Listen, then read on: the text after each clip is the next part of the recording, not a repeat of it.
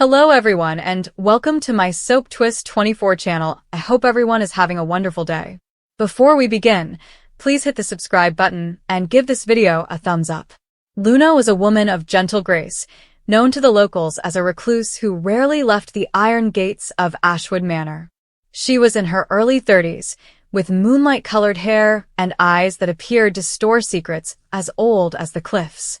Some claimed she was haunted, others that she was merely odd, but everyone agreed she was nice, perhaps too good for a culture that frequently rewarded cruelty. Her death would rock Blackthorn Bay to its core, and the truth about it would upend the lives of those she left behind. Detective Daniel Baker stood at the foot of Luna's bed, his trench coat dripping on the polished hardwood floors. The room was a frozen scene of misery, with Luna's body stretched across the bed, her white nightgown splashed crimson at the chest, and a single knife wound indicating her death. Her eyes were wide, staring at the ceiling, as if looking for answers in the shadows. Otherwise, the chamber was untouched. There were no traces of struggle, no overturned furniture, and no footsteps in the dust that covered the forgotten corners of the house. It seemed as if death had arrived silently, like an invited guest. Baker had witnessed death before, but this was different. There was a weight to it, a sense of wrongness that hung in the air like the wet chill of the storm outside. He knelt next to the bed, his gloved hands carefully inspecting the scene. The knife was missing, but the wound indicated a blade that was keen and precise, used with purpose. He took note of the time, 11:47 p.m., and the open window, where rain began to pool on the sill. Whoever did this left no outward trace, but Baker knew better than to believe appearances. Killers always left something behind, even if it was only a hint of their intentions. Downstairs, the manor's only other occupants sat in the drawing room, their faces pale in the dim light of the chandelier. Luna's childhood friend and confidant, Li Chun, sat with her hands tightly gripped in her lap, her black eyes red with tears. She was a small woman, her fragile figure enveloped in a shawl that appeared to swallow her whole. Across from her sat Finn Harrow, Luna's cousin and caretaker of the mansion, his broad shoulders drooping and his jaw set in a harsh line. The two had been in the house when Luna was killed, and they both claimed to have heard and seen nothing. Baker wasn't sure he believed them, but he wasn't about to blame anyone yet. "Tell me again," Baker said quietly but firmly as he entered the drawing room. "Where were you when it occurred?" Lee's voice trembled while she talked. "I was in the kitchen making tea." Luna stated that she was exhausted and went upstairs at 10. "I didn't hear anything after that, no screams, no footsteps, nothing." She raised a palm to her mouth, stifling a cry. "I should have checked on her. I should have realized something was wrong." Finn's gaze was fixated on the floor, his fists gripping the chair arms. "I was in the library, reviewing the accounts. The storm was loud, with thunder and wind. If there was any noise, I would not have heard it." He peered up, his gaze catching Baker's. "You believe one of us did this, don't you?" Baker did not respond. Instead, he examined their expressions, looking for telltale indicators of guilt, a flicker of the eyes, a tense quiver, or a hasty denial. But Lee and Finn were either innocent or extremely adept at concealing their secrets. He excused himself and returned to Luna's room, where the crime scene investigation team had arrived, their cameras flashing like lightning in the dim light.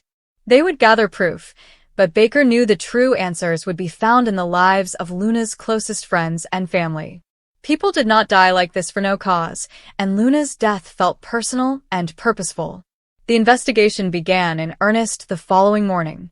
Blackthorn Bay was a small town, and news of Luna's murder spread quickly. Whispers filled the local cafe, post office, and docks. Everyone had a hunch and a story about Luna. Some claimed she was involved in anything unsavory and that her money was not solely derived from the family fortune. Others thought she was cursed and that the manor itself was full of bad omens. Baker rejected the rumors, but listened intently for any sliver of truth. He began with Luna's background, delving into her relationships, wealth, and history. Luna inherited Ashwood Manor from her parents, who were killed in a car accident when she was 16. She has resided there ever since, only leaving for short trips to the city. Lee had moved there 5 years ago following a falling out with her own family, and Finn had joined them 2 years later, stating he wanted to help with the enormous estate. The three had formed an unorthodox family, united not by blood, but by their shared solitude. Outsiders may have thought they were close, but Baker knew that proximity can create resentment, jealousy, and hatred. He interviewed Lee first, in the Manor's small study. She sat across from him, gripping the shawl like it was a lifeline. "Luna was my best friend," she explained, barely above a whisper. "She took me in since I had nowhere else to go. She did not deserve this." "Did she have enemies?" Baker inquired. "Who would have intended to hurt her?" Lee shakes her head. "There is no one. She kept to herself." The townspeople thought she was unusual, but they did not know her as well as I did. She was generous, often quietly assisting others, donating to the library and purchasing school supplies for children who couldn't afford them. She did not want attention. "What about you and Finn? Is there any tension in the house?" Lee hesitated briefly, but it was enough to draw Baker's attention. "Finn can be difficult at times. He is family, although he and Luna did not always get along. He thought she was too gentle and too trusting, but he would not harm her. He loved her in his own way."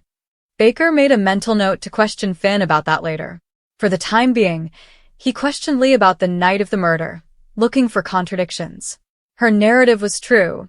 She was in the kitchen, the storm was loud, and she hadn't noticed or heard anything unusual. But there was something in her eyes, a spark of dread, or possibly guilt. Baker couldn't be certain. Finn came next, and he was less talkative. He leaned back in his chair, arms folded, his face guarded. "I'm not sure what you want me to say, Detective. I was at the library. I heard nothing. Luna seemed fine when I met her at supper." "Did you and Luna ever fight?" Baker asked plainly. Finn's jaws constricted. Each family has disputes. She wanted to sell a portion of the estate to fund a charitable endeavor. "I thought it was a poor idea. This is the only place we have left of our family." But it was not serious. Just a difference of opinion. Difference of opinion enough to kill her for? Finn's eyes burned with rage. "That is ludicrous. I would never injure her. She was my cousin, my only family." Baker paused, studying Finn's reaction. The man was defensive, but it did not necessarily imply guilt. Still, there was something wrong about his story, like it was overly polished and rehearsed. Baker thanked him and continued on, his thoughts already shifting to the next piece of the puzzle. The coroner's report arrived that afternoon. Luna died between 10:30 and 11 p.m. from a single stab wound in her heart. There were no defensive wounds, no signs she'd fought back, implying she either knew her killer or was caught off guard. The absence of fingerprints or DNA at the scene indicated a careful criminal who knew how to hide their trails. Baker's senses told him that the answer was in the manor, with Lee, Finn, or both. Over the next 3 days, he pieced out more about Luna's life. She had planned to donate a large chunk of her income to a local women's shelter, which had irritated Finn, who considered the money as his inheritance as well. Lee, on the other hand, had no financial stake in Luna's decisions, but neighbors reported furious exchanges between the two women in the weeks preceding up to the murder. When Baker questioned Lee on it, she acknowledged they had battled about Luna's choice to cut relations with an old friend from the city, whom Lee considered dangerous. She declined to provide a name, arguing it was irrelevant. The breakthrough occurred on the 5th day of the inquiry. While sorting through Luna's possessions, Baker discovered a concealed compartment in her desk that held a series of letters. They were written in a shaky hand and unsigned, but the tone was menacing. "You can't hide forever. I understand what you did." The letters alluded to a secret Luna had concealed, something from the past that had returned to haunt her. Baker compared the handwriting to samples from Lee and Finn, but neither matched. The killer appeared to be someone else, someone who had been in Luna's life but had remained in the background. He focused his attention on the strange friend Lee had mentioned. After some investigation, he discovered a name: Marcus Reed, a former business associate of Luna's father who had vanished from Blackthorn Bay years before. Reed had been involved in shady enterprises, and there were reports that he harbored a vendetta against the Ashwood family after a deal went wrong. Baker followed him to a rundown motel on the outskirts of town, where he discovered Reed holed up with a collection of newspaper clippings about Luna's family and a knife that matched the wound on Luna's body. Reed broke down shortly throughout the interrogation. He admitted to sneaking into the manor during the storm, utilizing the noise to conceal his presence. Luna had let him in, believing he had come to reconcile, but his rage had bubbled over. He said she betrayed him years ago, but he was unclear about the details, his story clouded by hatred. He stated the knife was a spur-of-the-moment decision, and he left via the window, leaving no trace. Baker, however, was not certain that the story had finished there. Reed's confession revealed how, but not why, not entirely. He returned to Lee and Finn, confronting them with the letters. Lee broke down, revealing she was aware of Reed's threats, but had not taken them seriously. Finn, on the other hand, became more silent and pallid. When Baker pressed him, Finn admitted to something else. He discovered the letters months earlier and confronted Luna, accusing her of concealing information from him. Their quarrel had become heated, and he had left the mansion that night, angry and hurt. He swore he had no knowledge of Reed's return, yet his absence during the murder left a breach in his alibi. Baker eventually apprehended Reed for the murder, but the case left a terrible taste. Secrets and mistrust strained Lee and Finn's relationship. Luna's death had highlighted the flaws in their makeshift family, demonstrating how little they truly understood one another. As Baker drove away from Blackthorn Bay, the rain continued to fall. He couldn't shake the idea that Luna's secrets had not been entirely revealed, that certain truths would remain hidden in the shadows of Ashwood Manor. The town mourned Luna, but, like all little towns, moved on. The manor sat empty, its gates closed, and its windows dark. Though the perpetrator had been apprehended, the misery of Luna's life, and the mystery of what she'd been hiding, remained like the fog over the cliffs, a quiet aching that would never go away. The night had fallen silently over the town, but murmurs were already circulating inside every home and corner cafe. Luna was gone. Her name resonated in quiet tones, as if even saying it aloud might break the tenuous sense of safety that people still held on to. She had always been the type of lady that appeared untouchable, dazzling, and had the ability to warm any room she entered. The news that she had been slain felt not only impossible, but also incorrect, as if the universe had shifted on its axis and would never be the same again. Detective Baker stood on the outskirts of the crime scene, his breath clouding in the cold night air. He was no stranger to death. His profession had forced him to confront it in every form, from accidents to brutality, from the random to the premeditated. However, something about this case bothered him in a manner he couldn't shake. Luna's life had been taken violently, yet there was a silence surrounding it, a smothering stillness that made him restless. He knew, even before the evidence began to mount up, that this case would need more of him than any other. Lee and Finn were among the first to hear. Their shock was intense, visceral, and uncontrollable. Finn sat in quiet for hours, staring at nothing, while Lee walked aimlessly around the room, her hands quivering as she struggled to hold onto meaningless chores. Both of them had loved Luna in different ways, treasured her presence, and relied on her generosity, but now they were adrift in a sea of loss with no anchor. It seemed incredible that someone so alive could be reduced to a memory, but that was all they had left. As the days passed, Detective Baker put together shards of Luna's life. He explored the places she had once strolled, listened to the faint laughter that still lingered in the stories recounted by people who had known her, and delved further into the darkness that seemed to encircle her final days. There were dark secrets there, and he could feel them lurking just out of grasp. People she had trusted had deceived her, and those betrayals had begun to form a noose around her neck long before she was killed. Every information he discovered was a dagger to the hearts of those who mourned her. Lee and Finn discovered realities they were never supposed to know. Luna had been living in fear, carrying burdens she had hidden to protect them. They relived every time with her, looking for clues they had missed and blaming themselves for not recognizing the sorrow beneath her smile. The anguish turned into guilt, a terrible companion who wouldn't let them rest. The killer's identity, when disclosed, rocked them to the core. It was not a stranger, nor a faceless creature hiding in the shadows. It was someone they knew, someone who had smiled at them, dined with them, and strolled alongside them without suspicion. That betrayal wounded harder than the murder itself, since it implied that trust, which had once been so natural, had become poisonous. The very fabric of their lives disintegrated as they discovered how blind love and familiarity had rendered them. Baker presented the message with the quiet gravity that comes from realizing there is no correct way to communicate such news. He did not soften it with hollow comforts or harden it with malice. He just spoke, and his words created an echo that would last forever. Lee sank in sobs, her sobbing filling the room's silence, while Finn clenched his hands so fiercely that his knuckles turned white.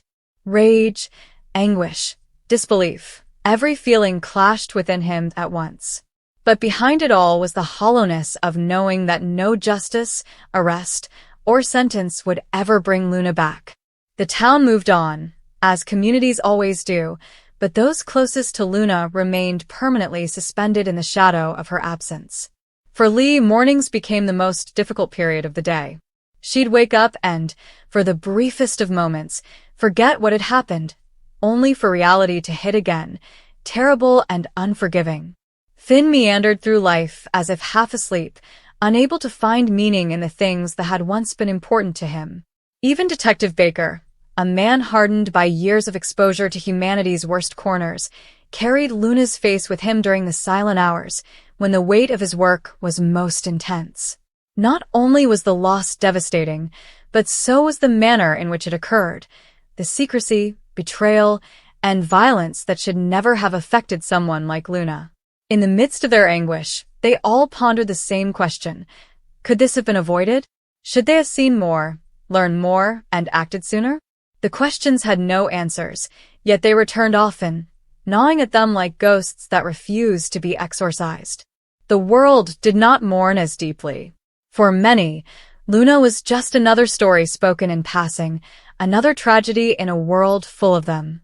But those who loved her will always remember her laughter, friendliness, and the way she brightened people's lives simply by being present. That brightness had been taken, leaving them in unending shadows. At the years that followed, Lee found herself speaking to Luna at quiet moments, murmuring words into the silence of her room, as if her companion could still hear. Finn began penning letters he never sent, expressing confessions, regrets, and shards of memories that tormented him. Detective Baker had the case file in his drawer, but he didn't need paper to remember it. It had marked him, cut itself into him as a reminder of how fragile and ephemeral life is. The story of Luna's murder was inscribed into the fabric of their lives, not as a wound that could be healed, but as one that became a part of them. They learned to live with it, but that didn't mean they forgot. The agony subsided at times, lessened by distance, but it never went away. Her absence was a persistent presence, a paradox that influenced everything they became later.